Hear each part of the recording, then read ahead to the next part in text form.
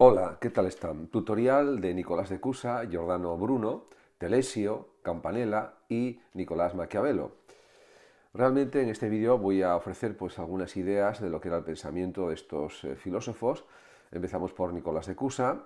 Se trata de un pensador muy difícil de clasificar. Para algunos es todavía un pensador medieval, para otros es un renacentista. Incluso el origen de la filosofía alemana moderna, Leibniz, Kant, Hegel, depende de sus planteamientos en parte. Desde luego ya no es un escolástico, se podría decir. Su estilo de pensar y escribir es completamente nuevo, pero se podría dudar si es un filósofo o más bien un místico. En cuanto a las fuentes de su pensamiento, son múltiples y variadas, pero predomina claramente el neoplatonismo. Se conserva también su biblioteca personal y ella permite comprobar las preferencias y afinidades de Cusa, Agustín, Pseudo Dionisio, Proclo, Platón, Escotoriúgena, místicos como Eckhart, etc.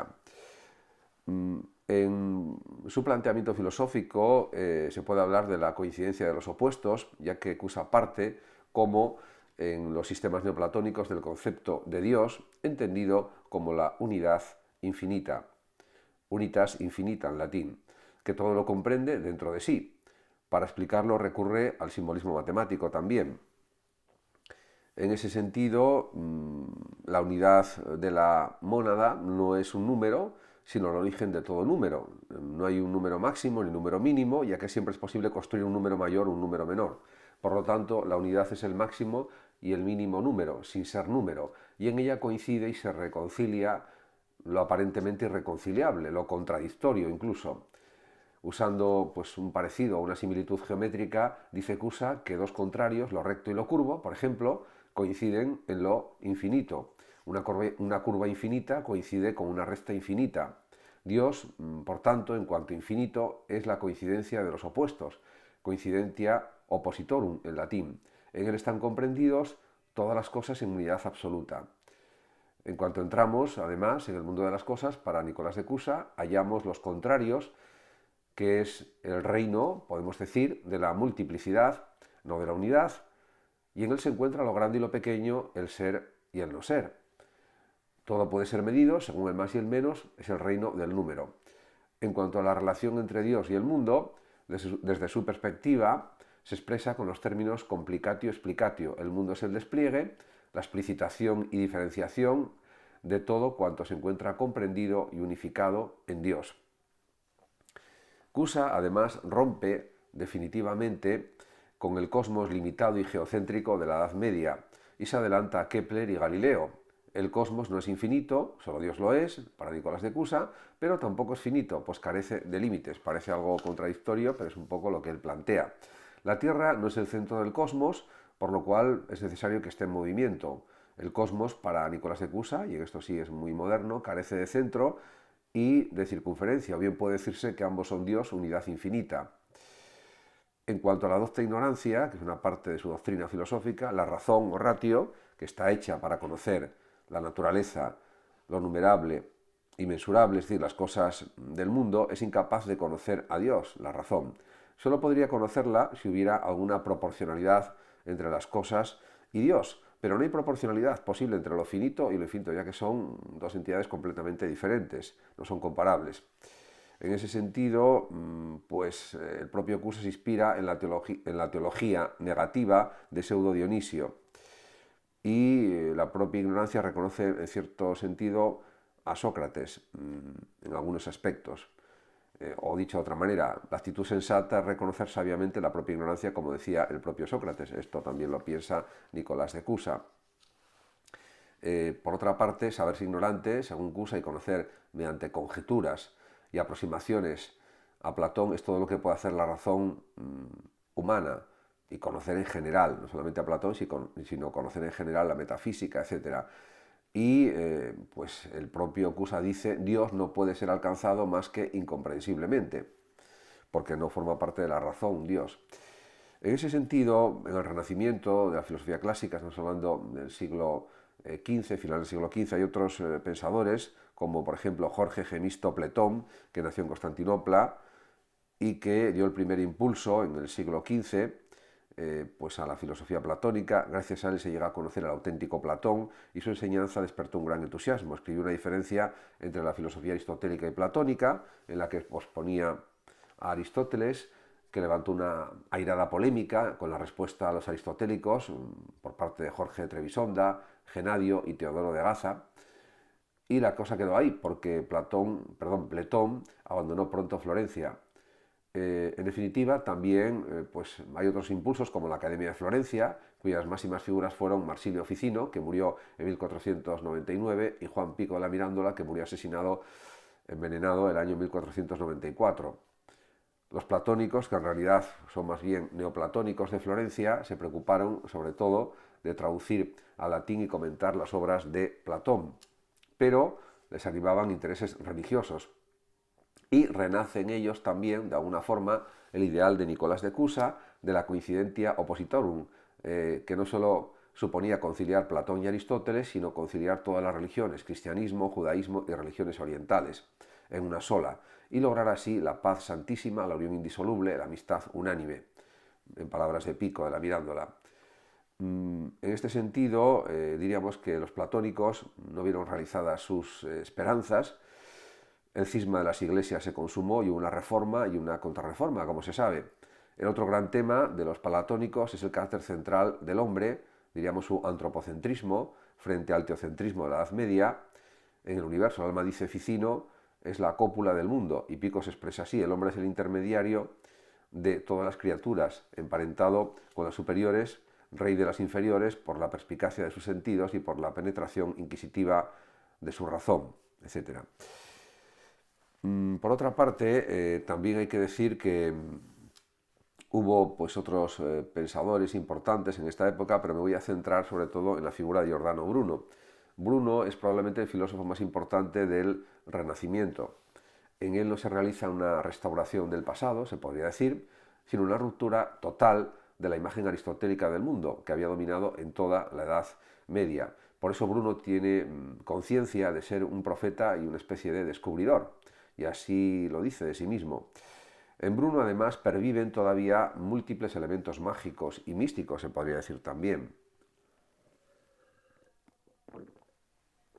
En ese sentido, se inspira además en el platonismo y neoplatonismo a través de las lecturas de Marsilio Ficino, de sus obras, en los presocráticos y en Nicolás de Cusa. Estuvo también interesado en la mnemotecnia, escribió algún libro en este sentido, y en la lógica de Raimundo Lulio, o Raimundo Llull. Pero es ante todo un filósofo de la naturaleza. Había leído el de Revolutionibus Orbium Celestium de 1543 de Copérnico, que afirma el heliocentrismo, al que él se adhirió también, y con entusiasmo además. Sin embargo, Bruno entiende que Copérnico no supo extraer todas las consecuencias posibles del heliocentrismo y que se quedó en una visión matemática incapaz de descubrir realmente la realidad. Por eso Bruno, para él, no es un científico sino un filósofo. Para él, solo la filosofía natural da a conocer el universo. No hay que limitarse a la autoridad de los antiguos, Aristóteles, etc. El argumento de autoridad para él no sirve. Tampoco bastan las fantasías matemáticas. Hay que escuchar la voz de la naturaleza. Como dice él, vociferantem naturam exaudimus. Giordano Bruno nació en 1548 en Nola. Ingresó en la orden dominicana y en Nápoles a los 15 años. Allí estudió la filosofía de Aristóteles y de Tomás de Aquino y otras. Pronto manifestó opiniones heterodoxas y en 1576 fue amenazado por un proceso de herejía y tuvo que huir. Comienza entonces una vida itinerante de huida por el norte de Italia, pasando luego a Ginebra, de donde también tiene que huir por la intolerancia calvinista, y al final pues es apresado y es condenado a muerte y muere en la hoguera el 17 de febrero del año 1600. En cuanto a las tesis fundamentales de Giordano Bruno, son las siguientes. Por una parte está lo que él denomina el infinito de los mundos. Bruno se tomó muy en serio el heliocentrismo de Copérnico y en ese sentido, en lugar de considerarlo como una cómoda ficción que permitía salvar las apariencias, la Tierra no es el centro del cosmos, sino que se mueve en torno al Sol, Bruno fue aún más lejos. Por tanto, todo el sistema aristotélico para él es falso. La bóveda celeste salta hecha añicos, el universo es infinito y en él se encuentran infinitos mundos como el nuestro, también habitados como el nuestro. Esto causó una sensación tremenda en la Iglesia, en los círculos eclesiales, y también hay que decir que, por tanto, para Bruno, lo perfecto ya no es lo finito y limitado, como para los griegos, sino lo infinito. Y universo y mundo no son ya lo mismo, hay infinitos mundos, tampoco es ya posible determinar un centro del universo, ni menos aún su circunferencia. Los astros para él no están fijos en esferas transparentes tampoco, vagan libremente por el espacio, y no cabe ya hablar de dos regiones celestes, todos los astros se componen de los mismos elementos, parecidos a la Tierra. Bruno inicia, por tanto, una auténtica revolución en la concepción del universo, del mundo cerrado al universo infinito, según la expresión de Coiré. En realidad, ya antes que Bruno, Nicolás de Cusa y el inglés Thomas Digges habían hablado del infinito, pero para Cusa el infinito es Dios y el infinito estelar de Digges es la corte de los ángeles celestiales y el habitáculo de los elegidos. Solo con Bruno se puede decir que se comienza a afirmar la infinitud del universo físico, estableciéndose así el esquema o el boceto de la cosmología dominante durante los últimos siglos. En cuanto a la animación universal, otra de las teorías de Giordano Bruno, hasta aquí podríamos decir que la visión de Bruno podía considerarse científica, pero no lo es. Primero, por las razones que aduce para probar la infinitud del universo. Por ejemplo, que un universo finito no sería adecuado a la potencia infinita de Dios. ¿Cómo explicar el que Dios haya limitado su potencia creadora? Pero sobre todo porque Bruno introduce una visión animista y realmente o prácticamente mágica para explicar el movimiento del mundo. El movimiento de los astros no procede de motores exteriores, como en Aristóteles, sino que es un movimiento espontáneo. Todo está animado y el universo es como un gigantesco animal. Hay un alma del mundo, recuérdese también la filosofía de Platón y los neoplatónicos, que todo lo anima y mueve, que está toda entera en todas las cosas, que nunca se cansa de suscitar nuevas formas en la materia, que es causa de todo, y que en cuanto que es inmanente a las cosas, se le puede llamar también principio. Todo está pues animado. Además, para Giordano Bruno, al estar el alma universal en todo, todo puede devenir un ser animado y aún más todo se encuentra en permanente transformación. En efecto, la materia que hay en las cosas contiene todas las formas y es incorruptible. Por eso, gracias a la acción del alma del mundo, de manera sucesiva y por cambio o permutación, todas las cosas permanecen no bajo el mismo rostro, sino cambiando de faz. En cuanto a su teoría del uno, para Giordano Bruno, la infinitud del universo y la presencia en todo del alma del mundo conducen a un monismo semejante al de Parménides, a quien Bruno cita. No cabe hablar de dos infinitos, Dios y el mundo, sino de uno solo, y en el infinito todo coincide, en él los contrarios coinciden en la unidad, y Bruno cita entonces a Nicolás de Cusa. Así pues, no hay sino un único ser, el uno, del que las cosas no son sino modos de ser. El uno está en todas las cosas y todas las cosas están en el uno. Monismo y panteísmo a la vez, si se quiere dar nombre a esta interpretación o visión de la realidad. Insisto, monismo y panteísmo. Por otra parte, con Giordano Bruno, la actitud del hombre dentro de este universo uno es definida por Bruno como una actitud heroica, un furor heroico. Es decir, una búsqueda sin final, sin término, movida por un deseo inextinguible y un amor intelectual del uno, de Dios. Aquí resuena también la mística platónica y agustiniana y se avanza también una parte, o prácticamente toda la filosofía de Spinoza, de forma incipiente, al menos. Por otra parte, también hay que destacar otras dos figuras del pensamiento de esa época, que son Telesio y Campanella.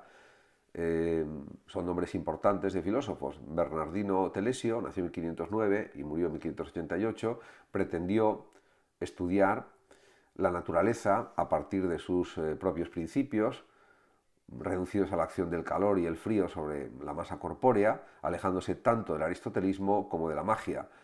Con ello afirmaba la autonomía de la naturaleza y la necesidad de estudiarla independientemente de toda metafísica y a partir de los datos sensibles. Sin embargo, no pudo desprenderse totalmente del animismo inspirado en los presocráticos. Por otra parte está Tomás Campanella, que nació en 1568 y murió en 1639. Fue ante todo un reformador político o social y su vida fue un continuo calvario de encarcelamientos, más de 30 años en prisión, acusado de herejía o conspiración política. Aunque comenzó inspirándose en Telesio, pronto se desvió hacia la magia y el animismo. Tiene gran interés además su teoría del conocimiento, ya que considera que todo conocimiento deriva de la sensibilidad y se reduce a la sensibilidad. El conocimiento sensorial, por tanto, proporciona una certeza absoluta y no requiere prueba alguna para Tomás Campanella. En ese sentido, el escepticismo carece de sentido, hay una facultad innata en el alma que nos asegura principios indudables, el primero de los cuales es que existimos, pensamos, queremos y podemos. Este conocimiento de sí mismo también se puede decir que está presupuesto en cualquier conocimiento de las cosas exteriores. Nos conocemos ante todo a nosotros mismos, en primer lugar, claro, y solo conocemos las cosas exteriores en cuanto nos conocemos modificados o impresionados por ellas. Campanella, por tanto, entiende esta autoconciencia como algo propio de todos los seres. La semejanza de este punto de vista con el cógnito de Descartes es evidente y muy clara. Yo diría que es notable. Pero hay que notar que Campanella no se plantea en ningún momento el carácter problemático de la realidad. En cuanto a la política y el derecho en esta época, pues cabe hablar de pues uno de los creadores de la filosofía política moderna, que es Nicolás de Maquiavelo, que nació en 1469 y murió en 1530. Podemos decir que es un republicano, un embajador republicano, un político republicano en Florencia, y cae en desgracia cuando se restablece el poder de los Médicis. Sin embargo, es a Lorenzo de Médicis a quien dedica El Príncipe, en 1513, publicado en 1533. Su máxima ambición es restaurar la unidad italiana y su modelo es la República Romana. Sin embargo, piensa que en muchos momentos es necesaria la autoridad de un príncipe o un rey fuerte. En este sentido,